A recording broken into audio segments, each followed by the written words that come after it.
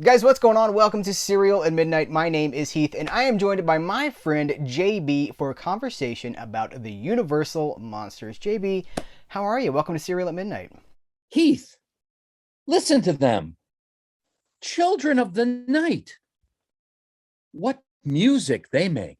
You're my friend. You write for, or you don't just write. So you have a weekly column for F This Movie. You know, Patrick Bromley was just here talking about slasher movies. That's F This Movie.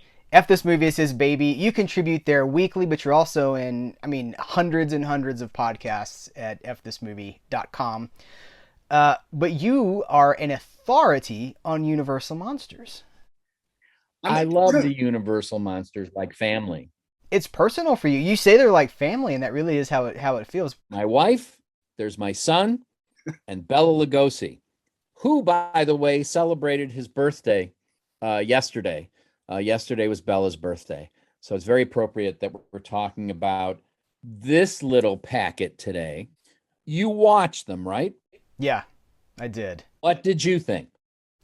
Well, I thought so. Here's what I did before I put the 4K in. I put the Blu-ray in, and I was like, I want to see because I wanted that moment that like the Memorex, was it the Memorex ads where the guy was blown back in his? I wanted that. On your TV, you somehow wanted that line to go across the screen that they always do during restoration comparisons. You wanted to make that happen in your brain.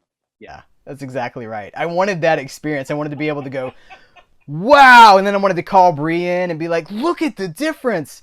And that didn't really happen, to be honest with you.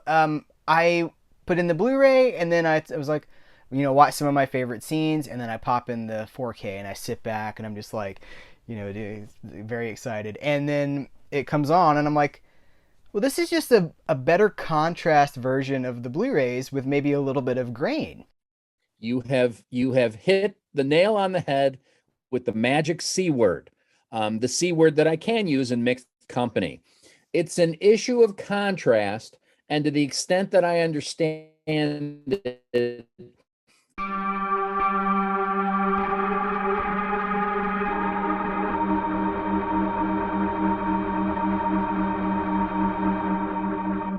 might have something to do with HDR. So I get this baby and I spin it on the old TV. The old TV, which we will call the downstairs TV, is 10 years old. And I'm watching Dracula, and it looks different. It looks way different. So I instantly get suspicious, and I'm like, well, this is strange.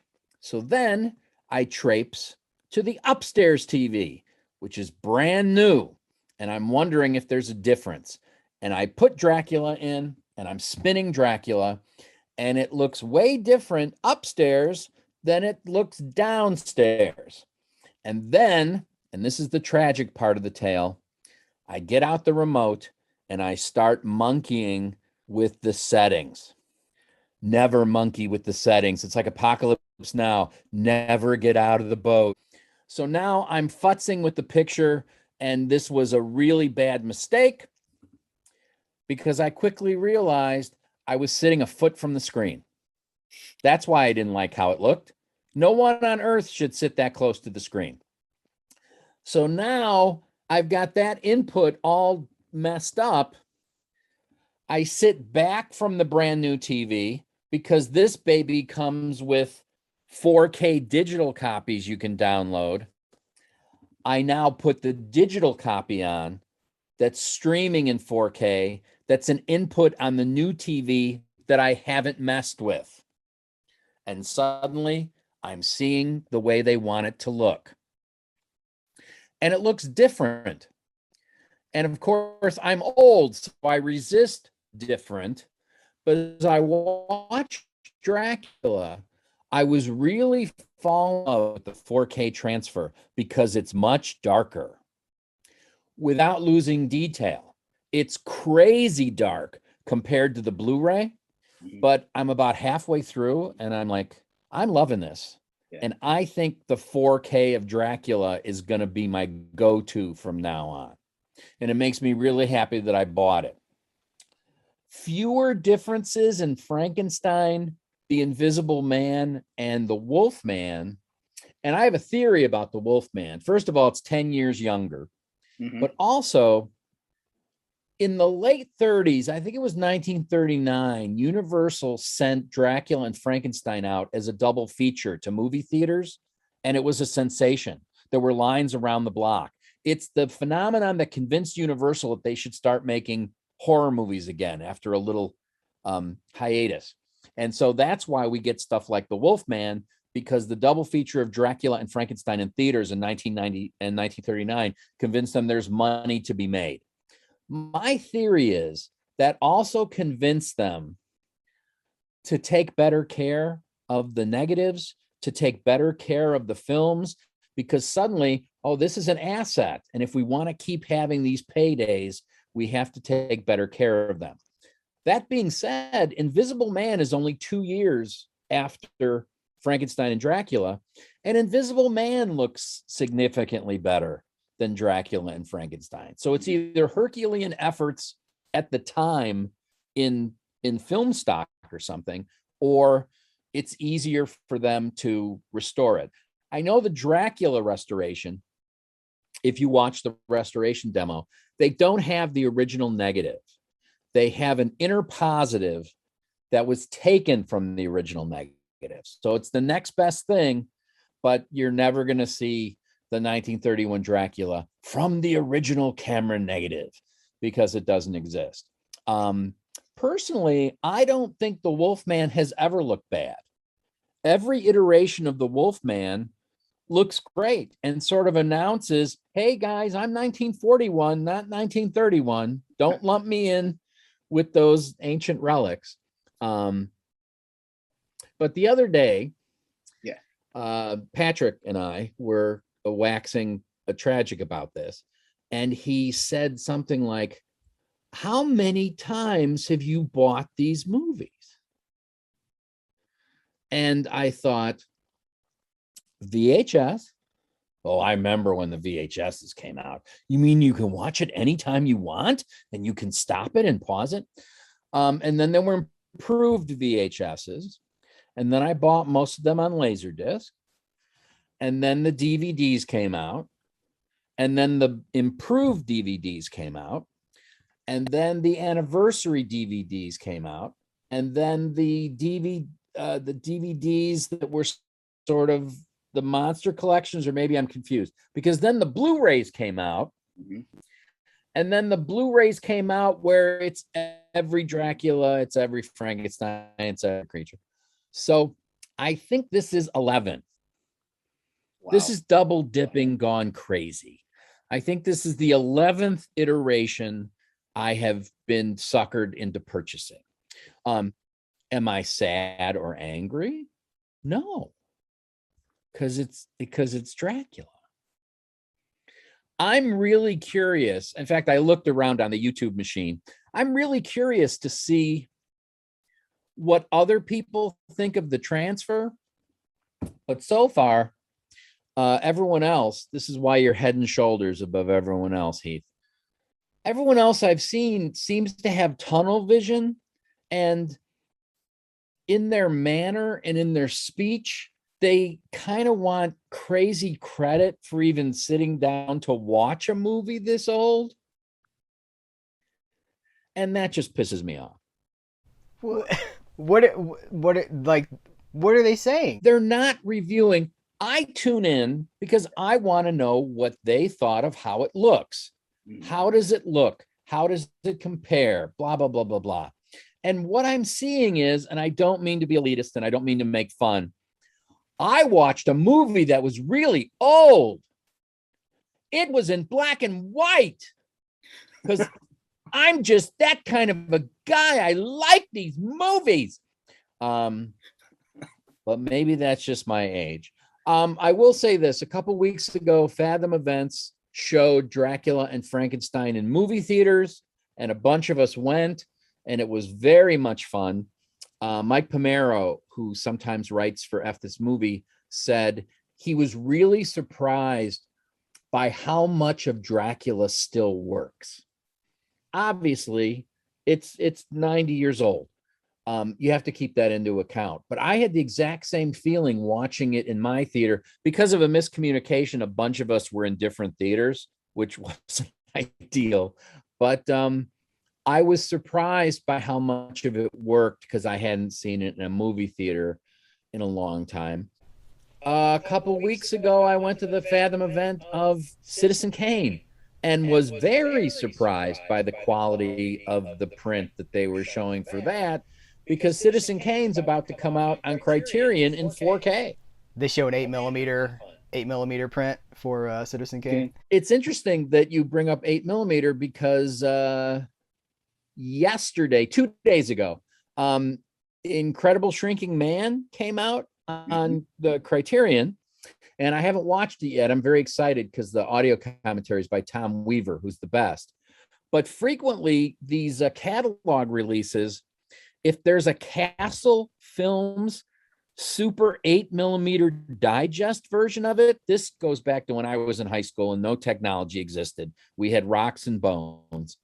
And you would go to the camera department at Kmart, and if you had a projector at home, you could buy these little 50-foot. I had like Abbott and Costello Meet Frankenstein, but it was just the last 3 minutes with no sound. Yeah. Criterion included the Castle Films 8mm version of Incredible Shrinking Man on the disc. You can sit there and pretend you're in your basement watching this on the projector that your parents got you for Christmas, but you're projecting it onto a sheet, a bed sheet that you've rigged up because your parents wouldn't get you the screen until 6 months later for your birthday because they didn't want to spoil you. That is such a great extra for like people my age, of a certain age. Instant nostalgia. I think I will order a Domino's pizza and I will watch just the Castle Films digests all night long. And then I'll be 11 again. People love this stuff. What do you got there? There is a printing company of some sort. I think they make like greeting cards and envelopes and effluvium like that. Pulp Novelties. I believe they're in Wisconsin, but don't quote me. I've had this forever. They put out this box, and all it is the covers of those Castle Films digest versions. Nice. Now, there's Dracula. Who on earth, how do they expect to make a profit making a product that only I will buy? There's a guy in Illinois named JB. Send him a catalog. And obviously these were successful. There's Frankie, because they put out a volume 2. There's 2 of these, and each one has 25, and they're not postcards. They're simply objects to be admired and looked at. I don't know if the company still exists. I don't know if you can still buy them. I bought them a long time ago. Let me see if I got a copyright. 2006. Well, you presented like 45 paths that I want to go down. I'm going to go all the way back to, you said that you loaded the digital versions up on, you were an inch from your screen.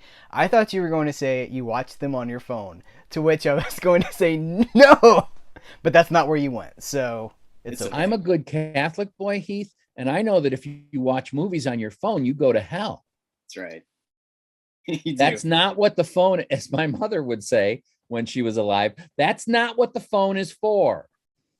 Also, the YouTuber things, I felt compelled to comment on. JB, and I'm dead, and I'm in hell because I watched a movie on my phone. You watched Frankenstein on your phone. I want to talk more about the quality of these, because the YouTube thing is sad, and it's true, because there's a whole lot of people that are talking about movies on YouTube, and I don't want to punch down or sideways or whatever, but there's a lot of people who, like, it's so shallow. There's no substance. And my pet peeves, and someone I follow on Twitter who's delightful, put it better than I ever could. There's a whole bunch of stuff on the internet machine that thinks that film history started in 2010. It's very, very frustrating for obvious reasons, but go ahead. So I'm watching Dracula, right? And this is what I wanted to say. This is when I was impressed because I was skeptical, right? I was like, well, this looks like just nicer contrast versions of the Blu-rays. Did I have to buy these again? So a sidebar there that we buy these things because we also want to send a message that there's an audience for this in 2021. You vote with your wallet and you support what you care about to say, I will buy. I still want this. I want a volume 2 next October with The Mummy, The Bride of Frankenstein, Creature from the Black Lagoon, and what would be the fourth? Maybe Phantom of the Opera. I've always been a bigger fan of the Lon Chaney version than the Claude Rains version, but that one seems to get lumped in whenever they say, well, there's 8 of these classic horror films. I was actually surprised that they went with Invisible Man instead of The Mummy. But maybe it just came down to the quality of the materials they had to work with. Or maybe they're saving The Mummy to entice that volume 2 sale because they know that you got Karloff. You're going to put Karloff. Well, he'd be in Bride anyway, but I don't know. Maybe. I'm hoping for a volume 2. Yeah. Well, and I'm hoping for volume. I would like to see all of them restored in 4K. The whole gamut with all of those. I believe Dracula now has the distinction of being the oldest title to come out in 4K. Oh. Which I think is terrific in terms of the marketplace, that someone said, oh, if we're going to put out something this old, we might want to hedge our bets by making it a horror film because those people will buy anything. And it's true, too.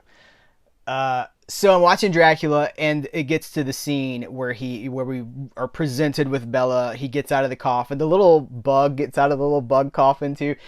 And he's standing there, and it's like his cloak is so black. The blacks are so black. And I was like, whoa. But it was wonderful, right? Because when you've got the proper setup and you've got the TV that has the local dimming features and all this, I mean, you are just like being sucked into the darkness that is Dracula. And I was like, well, this is special. This is something I've never seen before. And that's what makes the new 4K of Dracula so special, the blacks. For the longest time, my test on Dracula, because Dracula looked really bad for a really, really long time. I think sometimes we forget that when the first restoration came out, I think on Blu-ray, it sort of caused some people to reevaluate the film because there were a lot of people who held the film in very low esteem. And the restoration, the first one on Blu-ray, sort of made them revisit it. In that scene that you're talking about, when Bela finally gets tired of being in the basement, he climbs those steps. For decades, the print was so bad, wherever you saw it, on VHS, in a movie theater, on TV, that you couldn't tell that there was sort of water cascading down those steps. There's kind of like this, there's an area of the steps that are glistening because there's water spilling or something. And that became my test because it's so early in the film. If you can see the water dripping down the steps, you're in for a good time. You're in for a good transfer. Nice. It's the water test. Again, I really think this is going to be my go-to disc of Dracula. If you're curious, the Blu-rays in this are exactly the same discs. I mean, you can hold them up next to each other and it's just, a repress of the original disc, the same art and everything. But I didn't see as big of a difference with Frankenstein, the Invisible Man, and the Wolfman. The Wolfman has always looked great, but Dracula here seems to be the test case. And I think what might convince you to buy it is if you like this 4K transfer of Dracula. That's going to be the thing that tells you in for a penny, in for a pound. I'm going to go on record and say that I thought that the Wolfman does look 25% better than the Blu-ray. Maybe that's just me. I think so, but I'll look at it again. I didn't see that much of a difference, although I have very old eyeballs, and I did this whole marathon of watching things and recalibrating my set to disastrous results. I did all of it in like one day. So by the time I got to the Wolfman, my eyeballs were tired, Heath, because my eyeballs are in 2K. Well, 8K is coming, so you better. Oh, that's gonna be a decision. That's gonna be a decision that's difficult. But But what will we watch? Because there are no these materials. These were remastered in 4K. If we're lucky, we get 4K remasters. A lot of times, we just get 2K scans of things. yes. Now, I think they did scan Wizard of Oz in 8K. I think that was restored in 8K. I have not yet seen an 8K television. I have not yet seen any 8K content, but I do know from the little that I've seen on the YouTube machine that the 8K sets apparently upscale to 8K. What that looks like, I don't know. As I said before, my eyeballs are in 2K. Okay. I think we hit it. Do you got anything else you want to talk about for the monsters before we move into the Plugapalooza? My first inclination is just to tell everyone within the sound of my voice to buy these things for any number of reasons. You won't be disappointed. But, and I think this is one of the other lingering effects of the global pandemic. This year has been such an embarrassment of riches. I understand that not everyone has unlimited funds. So you're sitting there thinking, do I buy this or do I buy Scream Factory's latest Halloween bonanza? Because that set is something to behold as well. So I don't know, your mileage might vary. I went into this thinking that I might wind up doing this and like cursing myself for buying it again. But as I said, I'm really glad I did buy it because the Dracula transfer alone I thought was worth the price. Also, at one point, I kind of got off the beaten path and I was clicking around, and I think it's the 4K discs, but it might be the Blu-rays. Come with all the old extras.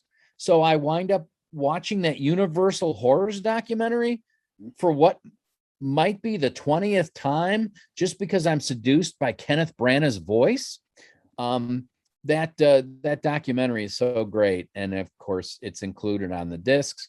You get all those David Skull documentaries again. You get all the audio commentaries. Okay, but how do you feel about this packaging where they slide the discs into these cardboard pockets? Does that bother you at all? Well, I'm not the biggest fan, and actually it was someone else on the YouTube machine that helped me put my true feelings into words. I don't have anything intrinsically against the little storybook, which this and the recent Alfred Hitchcock set, the 4K Alfred Hitchcock set, came exactly the same way. That's sort of Universal's go-to. But if I had my choice, and a long time ago I wrote a column about this for F This Movie that I like, I'm now pointing to the shelves that you can't see. Shelves that look very much like what's behind you. I would prefer this box with 4 individual keep cases in it. Mm-hmm.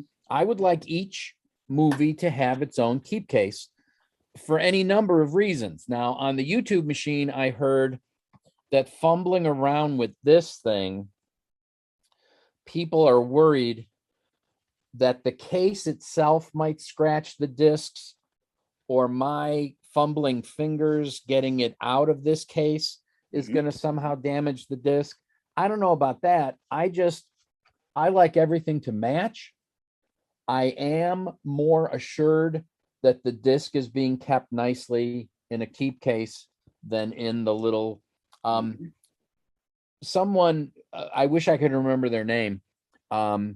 Someone who used to comment on F This Movie a lot used to call all packaging that was anything like this little golden books. and he was very disparaging of it because, like me, he preferred keep cases. You ready for Plugapalooza? Yeah, let's talk about. I like how you're producing the show. You're just rolling as you go. Let's talk about these. I am lucky to be on the physical media list. I get these every single your handmade Halloween compilations. I'll let you talk about it. Go ahead. The floor is yours. Well, I think it was about a year ago I made a joke that I'm still very proud of. And every time I tell it, my wife sort of slaps my arm and says, "Oh, don't." That I did start making these Halloween CDs because I love Halloween music. And last year I said, I'm convinced that when I send them out, people open the envelope and say, "Oh, JB's still alive," and then they throw them in the garbage can. That's what was going on. But you no longer have to be on the mailing list to get the physical disc, because as someone else associated with This Movie pointed out, they're now making laptops without disk drives, and they're making automobiles without compact disc players. So I'm going to have to send out a thumb drive, or I'm going to show up at your house and sing. I could hijack your Alexa speaker, or I could hijack your HomePod. I don't know. A very good friend of mine from school named Bruce Janu has a website called Vinyl Voyage Radio. And it would really be up all of your subscribers' alleys, because he too believes in analog, and he loves analog. And it's a 24-hour radio station where he only plays vinyl, and it's called Vinyl Voyage Radio. And around this time, he takes the Halloween CD, which you just proffered, and he puts it on his radio show. In fact, the first one premieres Wednesday night, and then closer to Halloween, he's going to post J Bone's Crazy Mystic Voodoo Show, which is all about old-fashioned spook shows. And if you go to Vinyl Voyage Radio, you can listen to it. And then about a week later, he posts it to SoundCloud. So then you can listen to it anytime you want. And then I don't have to make you a CD, and I don't have to pay for postage. Also, there's a young man associated with This Movie named Eric Asperschlager, who's very talented. And if you listen to the Halloween mix tonight, he's got 2 songs on J Bone's Gravest Hits. That's the one that Bruce is posting tonight.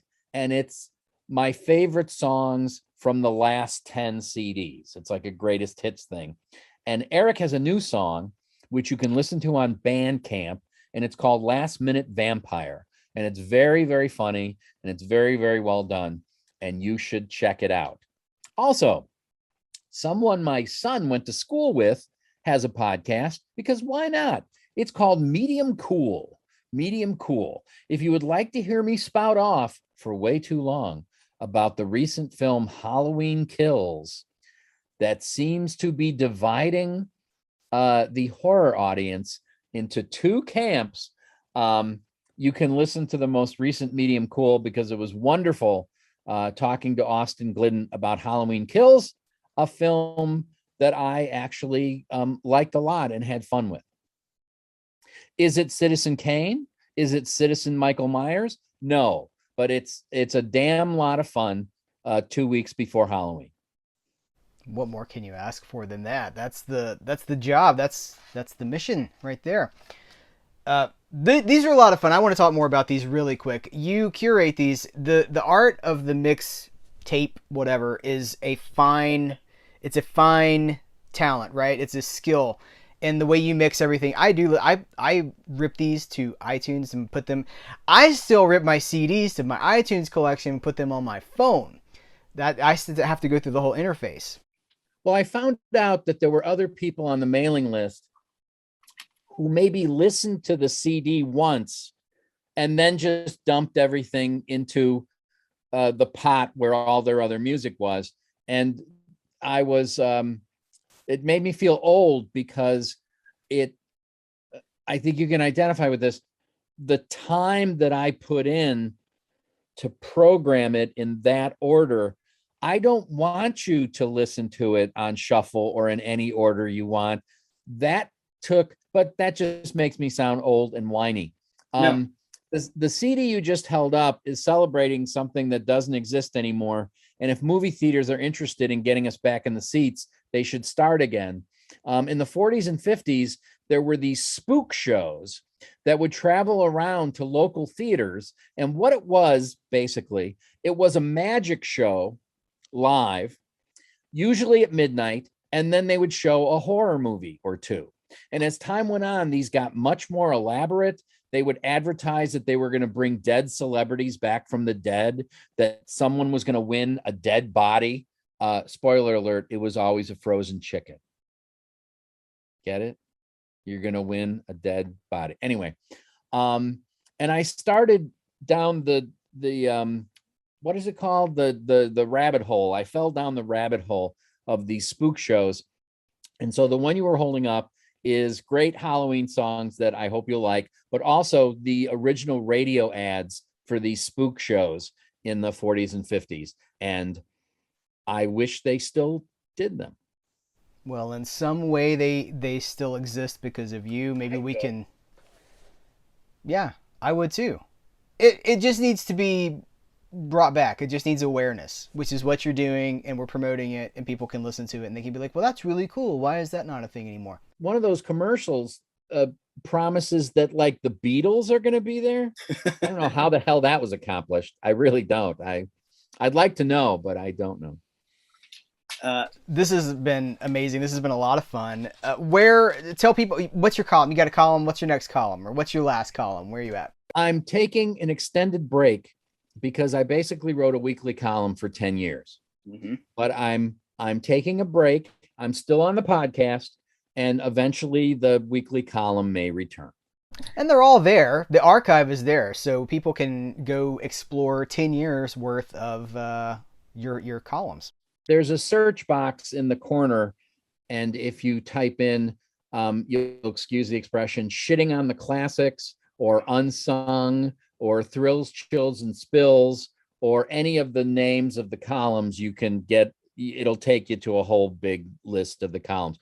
Also, on the first day of October, Patrick always publishes a Scary Movie Month primer, which is links to every single thing we've ever published about horror, because boatloads of your stuff show up every year on the primer, because you were with us for a very long time, before